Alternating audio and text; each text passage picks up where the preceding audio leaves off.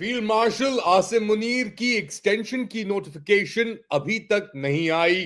इसहाक डार ने कतर पे अफगानिस्तान को लेकर तनकीद कर दी और Shaukat Khanam memorial cancer hospital के कुछ bank accounts blocked. Late Ali show you के इस एपिसोड में आप सबको खुशामदेद। Do like, subscribe and share this content. बात शुरू करते हैं उस नोटिफिकेशन की जो बड़े बेताबी से हम सबको इंतजार है, गजेट ऑफ पाकिस्तान की, जो लास्ट टाइम इशू हुई थी नवंबर 29 2022, यानी एग्जैक्टली 3 साल कबल। और अब एक और नोटिफिकेशन दरकार है कि अगला जो चीफ या हमारे जो चीफ हैं वो अब एलिवेट हो गए हैं, चीफ ऑफ डिफेंस फोर्सेस। नए ओहदे बने हैं, एक लाइन लगी हुई है एक्सटेंशंस की, नोटिफिकेशंस का इंतजार की, मगर वो नोटिफिकेशन आके ही नहीं दे रही। क्या वजह है? अगर आप इस्लामाबाद के अंदर जो खबरें और सोशल मीडिया पे इसके जो खबरें गर्दिश कर रही हैं उन पे तवज्जो करें तो all is not well in the kingdom of Rawalpindi. लग ये रहा है कि जो अंदर के कॉन्फ्लिक्ट्स हैं, और इसके ऊपर ऑब्वियसली शहबाज गिल भी स्टोरी कर चुके हैं, शहजाद अकबर ने भी स्टोरी की है, कई और अब लोग अपना पर्सपेक्टिव भी इसके ऊपर ऑफर कर रहे हैं कि पिछले कुछ दिनों के अंदर कुछ ऐसा हुआ है पिंडी इस्लामाबाद के अंदर जिसके बाद ये पूरा प्रोसेस, इसके ऊपर सवालिया निशान खड़े हो गए हैं। साथ साथ टाइमिंग अगर आप देखें तो शहबाज शरीफ का लंदन में होना अगले कुछ दिनों तक, स्पेशली इस अहम मौके पर, एक और निशानी दे रहा है कि शायद फील्ड मार्शल की पोजीशन उतनी मजबूत नहीं, उतनी मोहतात नहीं, मजबूत नहीं जितनी दिखाई जा रही थी। यानी वो कहते हैं ना कि प्लान 100 बरस के, कल का इलम नहीं, तो वही हिसाब कुछ इस तरीके से चल रहा है इस नोटिफिकेशन को लेकर। एक करप्शन स्कैंडल्स भी अपेरेंटली बहुत अंदर से आ गए हैं, इन्वेस्टिगेशन हो रही थी, पता लगा कि जी ये तो पूरा जो निजाम, जबर का निजाम था जो इस्तेमाल किया जा रहा था पाकिस्तानियों के खिलाफ, प्राइमरीली पाकिस्तान तहरीक इंसाफ के लोगों के खिलाफ, मगर बेसिकली पाकिस्तानियों के खिलाफ, वो निजाम ही एक करप्ट निजाम था। और अब क्योंकि इतना खुल के करप्शन हो रही थी, सब कुछ हो रहा था, तो अब वो खुल की चीजें बाहर आना शुरू हो गई हैं। और उन चीजों के बाहर आने की वजह से इस वक्त, यानी अब हो गया ना, आप लगा लें 30 नवंबर की सुबह को आप ये सुन रहे हैं मुझसे, ये नोटिफिकेशन नहीं आई। अब कह रहे हैं कि जी आ जाएगी, एक प्रोसीजरल एक चीज है, वीकेंड भी आ गया, ये सब चीजें हैं, it doesn't really matter, but it does matter. क्यों? Why does it matter? क्योंकि जो जिस तरीके से निजाम को तब्दील किया गया है, जो आईनी तरामीम के जरिए 26वीं हो, 27वीं हो, जो मेजर्स जो लिए गए हैं इतना आगे जाके कि यार बुक्स के अंदर जो है वो हम लीगल एक हमारी स्टैंडिंग हो, इतना सब कुछ करने के बावजूद एक कागज, एक नोटिफिकेशन जो एक बहुत अहम नोटिफिकेशन है, उसके ऊपर आप क्या समझते हैं कि इतना सब कुछ कर लिया तो ये भी नहीं कर सकते थे? बिल्कुल कर सकते थे और करना चाहते भी होंगे और करना चाहिए भी है उन्हें, क्योंकि जब तक एक चीज नोटिफाई नहीं होती ऑफिशियल गजेट ऑफ पाकिस्तान के अंदर, तो फिर तो मसले खड़े हो जाते हैं। और स्पेशली एक ऐसे कंट्रोवर्शियल चीफ के लिए जो पहले ही उनके ऊपर इल्जामात हैं कि जी ये तो रिटायरमेंट के बाद इनको तैनात किया गया था, इनकी रिटायरमेंट हो गई थी और उसके बाद इन्हें लगाया गया as chief of Pakistan arm forces. अब दूसरी बार भी ये रिटायर हो गए हैं ऑफिशियली, और इनको अब लगाया जाएगा, जो लगाया जाएगा हमारे सामने है, मगर अब बहुत गहरे इनकी लेजिटिमेसी के ऊपर सवालिया निशान पैदा हो गए हैं। पहले भी थे ऑब्वियसली, मगर अब तो यानी कोई गुंजाइश ही नहीं छोड़ी। तो क्या ये बदला है? क्या ये अंदर से एक अपराइजिंग है with in the arm forces कि जी हम तो ये नहीं मानते इंसाफ को? अम, क्या ये नवाज शरीफ साहब अपना बदला ले रहे हैं कि जो उनके साथ किया था यास्मीन राशिद? अम, कि वो तो हारे हुए थे, उनको फिर उसके हारी हुई सीट्स के ऊपर इतना पब्लिकली बदनाम करके उनको जिताया गया। तो ये बहुत सारे अब सवालिया निशान सॉरी खड़े हो गए हैं इस नोटिफिकेशन को लेकर। और ऑब्वियसली अभी तो सब अननेम्ड सोर्सिंग पे सब चीजें चल रही है ना, تو جب یہ ایک بار سورسز کھل کے سامنے آئیں گی تو پھر آبویسلی کہانی بھی آگے بڑھے گی. یہ ہو رہا ہے ایک طرف. دوسری جانب D G I S P R کی پریس کانفرنس ہوئی ہے, اس کے اندر انہوں نے دوبارہ افغانستان کے اوپر کو دھمکیاں بھی دی ہیں, اور افغانستان کی جو طالبان حکومت ہے اس کو بھی انہوں نے کہا ہے کہ جی ان کا کوئی بیسس نہیں ہے. اس کے ساتھ ساتھ ایک تو جی جی آئی ایس پی آر کی کانفرنس ہوئی جو میں آپ کو تصویر دکھا رہا ہوں, اسی دن اسحاق ڈار نے بھی ایک پریس کانفرنس کی ہے جس کے اندر انہوں نے ڈائریکٹلی, جی ہاں ڈائریکٹلی الزام لگایا ہے قطر کے اوپر. کیا الزام لگایا قطر کے اوپر سنیں. اگر ہم انڈیا کو اللہ تعالیٰ کے فضل و کرم سے ایک سبق سکھا سکتے ہیں تو یہ تو مسئلہ کوئی نہیں ہے. اور یہ شاید اس طرح بات جا رہی تھی, جب یہ مسئلہ شروع ہوا ہے تو یہ بات جا رہی تھی. قطر ایسا ملک ہے کہ جو مجھے آورلی اس وقت رابطہ کر رہا تھا ان کا وزارت خارجہ, کیونکہ ان کے وزیر اعظم خود وزیر خارجہ ہے اور ان کو اسسٹ کرتا ہے اسٹیٹ فارن منسٹر. وہ میرے ساتھ ریگولرلی رابطے میں تھے ایوری آور, اور ان کو پتہ چل گیا تھا کہ ہم کنیٹک شاید ایکشن لینے والے. انہوں نے یہ ریکویسٹ کیا لیکن پھر وہاں گئے, کچھ بھی نہیں نکلا قطر سے. تو ہم تو تیار تھے, ہم تو کائنیٹک آپریشنز کرنے کے لیے افغانستان میں تیار تھے, لیکن قطر کے کہنے پہ ہم نے اپنی بندوقیں نیچے کر دی. یہ کہہ رہے ہیں اسحاق ڈار. اسحاق ڈار قطر گئے بھی تھے, آپ کو یاد ہوگا, وہاں پہ ان کو ایک سافٹ بال انٹرویو بھی کیا تھا ان کا الجزیرہ نے, جہاں پہ کوئی بھی کرٹیکل سوال نہیں پوچھے تھے. اب ان کے اوپر تنقید کی جا رہی ہے کہ جی قطر کا مسئلہ ہے, یہ قطر ہے جس نے ہمارے ہاتھ روک لیے, ہمارے پاؤں باندھ دیے. ہم تو بالکل یعنی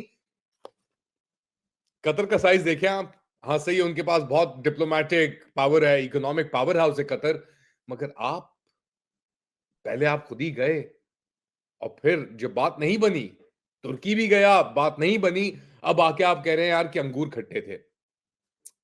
بھائی ایسی حرکتیں ہی کیوں کیا آپ نے؟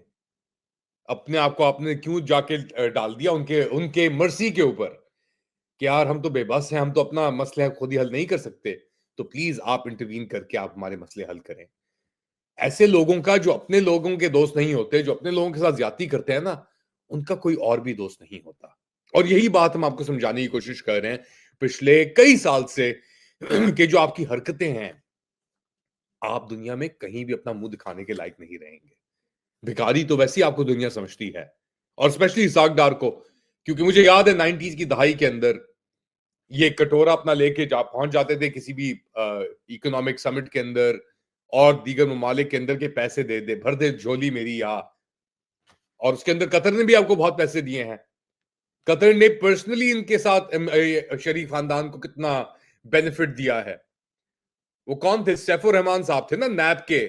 مجیب الرحمان اور سیف الرحمان. مجیب الرحمان تو پی سی بی چیئرمین بھی لگا ہوا تھا ایک زمانے میں. ان کے آپ جا کے دیکھیں بلڈنگ جو قطر میں کھڑی کی ہوئی ہیں انہوں نے. اور بھی رشتہ داریوں کی افواہیں ہیں شریف خاندان اور قطری رائل خاندان کے درمیان. اور اب اتنی حرام خوری, یہ تو زیادتی ہے. اوروں کو جو حرام خور کہتے ہیں وہ قطریوں کے لیے خود ہی حرام خور بن گئے. لیٹر بھی تو آیا تھا نا, یاد ہے نا آپ کو, کہ یار یہ پیسے کہاں سے آئے تھے؟ وہ فلائٹ کے لنڈن میں جو آپ نے کیا تھا, تو وہ قطریوں سے ایک لیٹر بھی آپ نے لکھوایا تھا, یاد ہوگا آپ کو شاید. تو اتنے احسان کرنے کے بعد آپ نے احسان فراموشی کر دی قطر کی. اسحاق ڈار صاحب آپ نے اتنا بھی نہیں سوچا؟ لیٹرز کے بارے میں, اپنے خاندانی تعلقات کے بارے میں تھوڑا سوچ لیتے. مگر سوچ تو کہاں. یعنی آپ اللیجیٹمیٹلی آپ بیٹھے ہوں قبضہ کر کے, کسی اور کی بندوق کے بلبوتے پہ آپ اپنا اقتدار چمکا رہے ہوں. اپنی سیاست تو آپ نے چمکانی تھی جو چمکا لی, اب آپ اقتدار کے مزے لے رہے ہیں پرائیویٹ فلائٹس کے اوپر, برادرلی کنٹریز, یہ وہ. اور یہ آپ کی حقیقت ہے, یہ آپ کا حال ہے کہ احسان فراموشی بھی. تو قطری اب آپ کو کیا, آپ کے خیال سے وہ آپ کو پھول کے ہار چڑھائیں گے جب آپ اگلی بار جائیں گے؟ وہ بھی دیکھ رہے ہیں کہ یار یہ لوگ منافقت کر رہے ہیں, یہ تو ہاں ان کے اوپر اٹیک ہو رہے ہیں پاکستان کی سوورنٹی پہ, مگر جس طریقے سے آپ نے ڈیل کیا ہے اپنے لوگوں کے ساتھ, آپ نے جو ڈیل کیا ہے, تو کون آپ کو اپنا آپ کی مدد کرے گا؟ کس کے پاس اپنی جھولی, آپ کٹورا جو ہے آپ کا بھیک کا وہ لے کے جائیں گے آپ؟ کسک مگر یہ تو آگے کی سوچ ہے نا. ابھی تو قطر کے اوپر یار قطر کے سے ہم نے ہمارا جو پورا پلان تھا نا وہ بس یار چوپٹ ہو گیا. ہم نے مارنا تھا جا کے. ہم نے تو کیا باتیں سنو اپنی تم اسحاق ڈار. حالت اپنی تم دیکھو. معیشت کا تم نے کیا بیڑا گھر کر دیا ہے. وہی بیڑا گھر جو تم نے معیشت کا کیا وہ پاکستان کی فارن پالیسی کا بھی کیا. سیریسلی یہ ان کا سٹینڈرڈ ہے. یہ ان کا مائنڈ سیٹ ہے کہ جو آپ کے ساتھ آپ کو مدد بھی کرنے کی کوشش کر رہا ہے, کہتے ہیں نہیں جو غلطی ہوئی ہے ان کی وجہ سے ہوئی ہے, یہ ہماری مدد کیوں کر رہے تھے. خیر ہم بات کر رہے ہیں پاکستان کی خارجہ پالیسی کی اور اس کے اندر جو یہ ناکامی پہ ناکامی آ رہی ہے اس کے اوپر. مگر اندر کے بھی حالات جو ہیں وہ اتنے کوئی خاص نہیں ہے. ایک یہ سٹیٹمنٹ آیا ہے, آپ دیکھ سکتے ہیں یہاں پہ شوکت خانم memorial cancer hospital and research centre نے یہ اپنے ایکس اکاؤنٹ سے پوسٹ کی اور انہوں نے کہا کہ جی ہم اپنے جو ڈونرز ہیں اور سپورٹرز ہیں جو ہمیں امداد دیتے ہیں, ہم ان کو اس بات کی یقین دہانی کرانا چاہتے ہیں کہ ہمارے زیادہ تر جو بینک اکاؤنٹس ہیں, majority of our bank accounts are fully operational and we continue to receive donations without disruption. یہ ان کی اپنی ٹویٹ ہے اور یہ کہہ رہے ہیں کہ جی جو ہمارے زیادہ تر اکاؤنٹس ہیں وہ ابھی بھی بالکل چل رہے ہیں.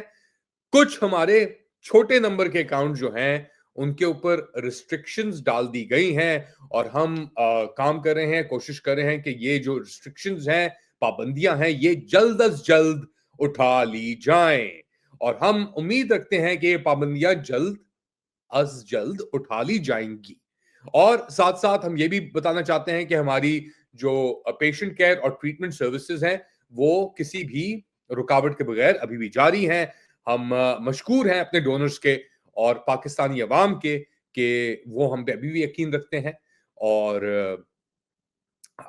جو 75% ہمارے پیشنٹس ہیں شوکت خانم میموریل کینسر ہاسپٹل کے, وہ کسی بھی فیس یا کسی بھی پیسے دیے بغیر اپنا علاج مفت کراتے ہیں شوکت خانم میموریل ہاسپٹل میں. یہ ان کی اپنی ٹویٹس ہیں اور یہ کیوں آئی, کیونکہ کچھ اکاؤنٹس شوکت خانم میموریل کینسر ہاسپٹل کے ان کو بند یا ریسٹرکٹ کر دیا گیا تھا, ٹیمپرریلی آپ کہہ لیں, شاید انشاءاللہ بلاک کر دیا گیا تھا, کیونکہ اس کینسر ہاسپٹل کے بورڈ کے اوپر علیمہ خان ہے اور وہ کیا کر رہی ہیں, وہ اپنے بھائی سے رابطہ کرنا چاہ رہی ہیں, ان کو چھڑوانا چاہ رہی ہیں. وہ بھائی جس نے یہ شوکت خانم میموریل کینسر ہاسپٹل بنایا تھا اور جس نے لاکھوں پاکستانیوں کی زندگیوں کے اندر ایک مثبت اور بہتر تبدیلی وہ لے کے آئے. یہ حال ہے آپ کے ملک کا. اوروں کو کیا روئیں, قطر کو کیا روئیں, جا کے اپنے حال تو اپنی حرکتیں تو دیکھ لو, اندر اپنے گریبان میں جا کے تو دیکھ لو ایک بار کہ کیا تم کر رہے ہو, کیا تم نے کر دیا ہے, کیا کرنا چاہ رہے ہیں آپ لوگ. کیا پتا ہے آپ کو, نہ آپ کے پاس انویسٹمنٹ, نہ آپ کے پاس سفارتی کوئی دکھانے کے لیے, ہر کسی سے آپ لڑے ہوئے ہیں, ملک کے اندر بھی ملک کے باہر بھی. ننگے ہو کے اپنا سینہ یوں کر کے آپ کہتے ہیں کہ میں بیسٹ ہوں, سب سے عظیم ترین ہوں, مجھے اپنی زندگی کے اندر اور لائف ٹائم مجھے استثنا یعنی امیونٹی ملی ہوئی ہے, bestest of the best, field marshal like no other. یہ نظام قطری کیا ہنسیں گے آپ کے اوپر, خود ہی ہنسی آتی ہے ہمیں تو, اور رونا بھی ساتھ ساتھ آتا ہے. آپ لوگوں کو آتا ہے رونا یہ حالات دیکھ کر, ایک ایسے ملک کے جہاں پہ بڑے ذہین لوگ بھی موجود ہیں, جہاں پہ شوکت خانم میموریل کینسر ہاسپٹل جیسے ادارے بھی موجود ہیں. شرمندگی تو ہوتی ہے, مگر اب افسوس کے ساتھ ساتھ تھوڑی ہنسی بھی آتی ہے, اور رسوا تو بخیر پہلے ہی ہو چکے ہیں. آپ لوگ کیا سمجھتے ہیں بتائیں مجھے کامنٹ سیکشن میں. Do like, subscribe and share this content. تھوڑی دیر بعد دوبارہ حاضر ہوں گا اپڈیٹ کے ساتھ, تب تک کے لیے ٹیک کیئر.